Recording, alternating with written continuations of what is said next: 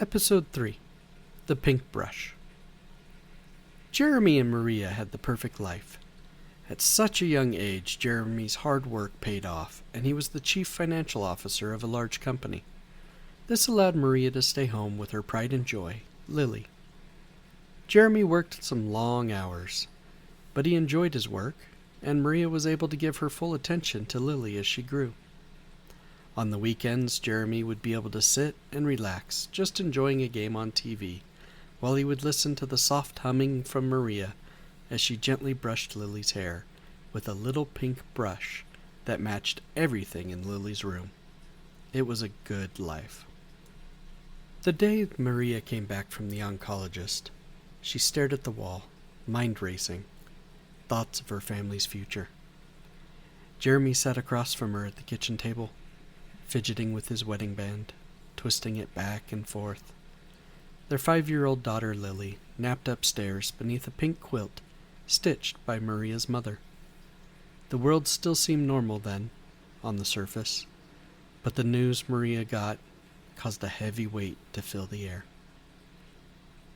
"It's stage 4, Maria said flatly. She didn't cry. That's what unnerved him the most. Her voice wasn't numb. It was just finished.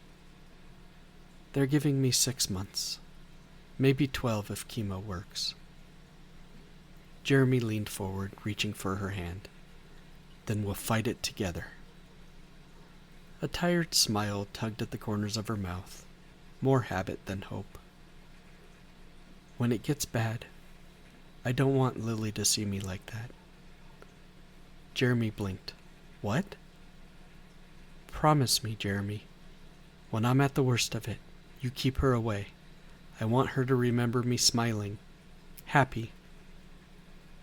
He didn't want to promise, but he did. That was the beginning of the end. Chemo stripped Maria to the core, leaving only a whisper of who she used to be. She began to lose pieces of herself, first her appetite, then her hair, then her laughter, then her voice. The house once filled with life, music, humming, the light clattering of dishes, the occasional curse at a broken washing machine, now became a mausoleum with a fridge full of untouched food. Lily would ask, "When is Mommy coming home?" Jeremy would reply, "Soon, sweetie," knowing it was a lie. Then, one night at the hospital, Maria looked at him with eyes that had faded from hazel to something washed out and glassy. She seemed a ghost already, just waiting for her body to catch up.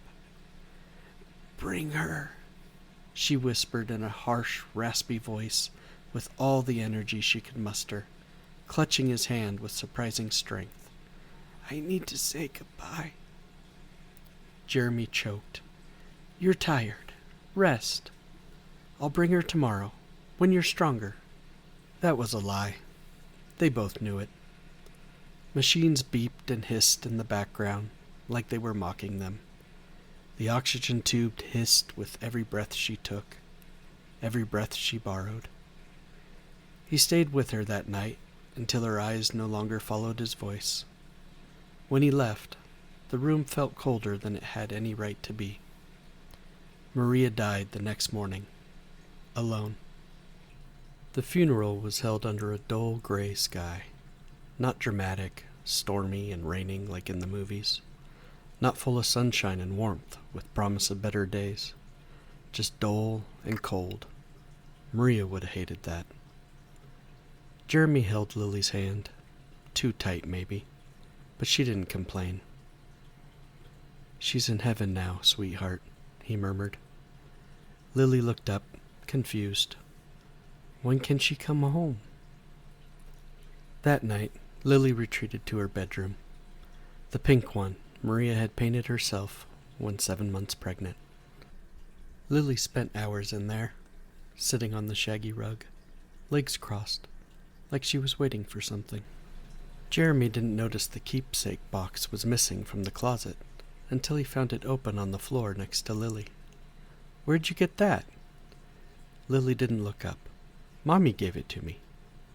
Inside were photos, the wristbands from the hospital when Lily was born, and a small lock of Lily's hair from her first haircut, and a small pink plastic brush.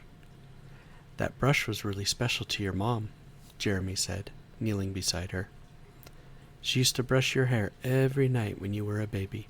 She said it made you sleep better. Lily nodded, like she already knew. Later that night, Jeremy woke. It was a soft sound.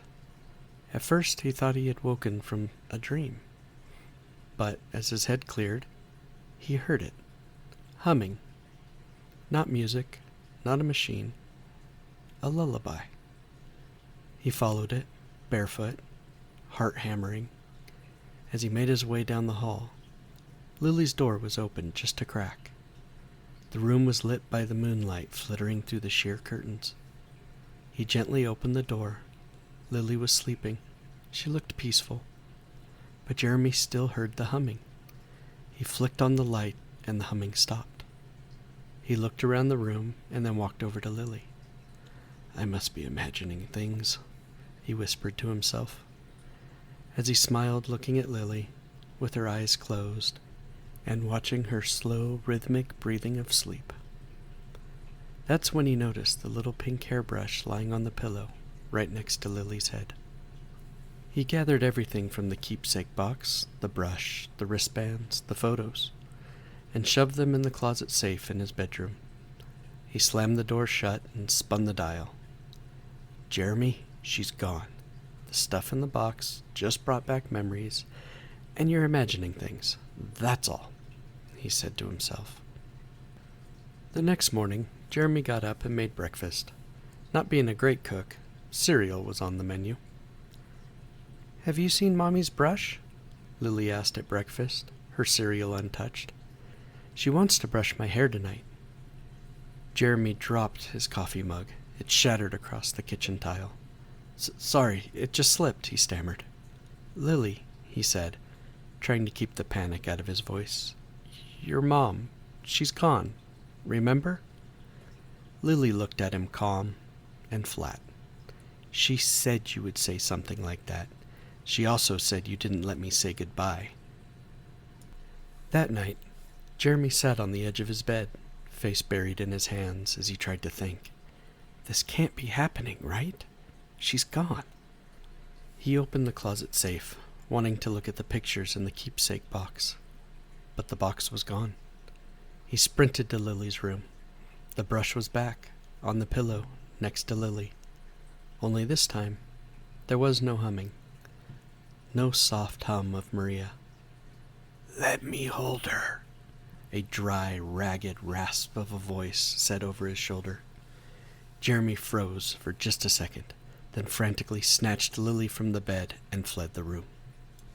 He locked the door to his bedroom, with Lily asking what was wrong. Jeremy tried to explain, but even his made-up explanation sounded hollow. Jeremy and Lily eventually found sleep, but for Jeremy, it was restless. In the following days, Jeremy didn't have any other incidents like that night. However, Lily began to change. She talked less and began humming. She also began to draw her new mommy, with unnaturally long arms, a few wisps of hair that seemed to float on a breeze, and two dark voids for eyes. Over breakfast one morning, Jeremy sees Lily drawing again. This time, there are two other figures in the drawing. Nervously, he asks, "Who are they?"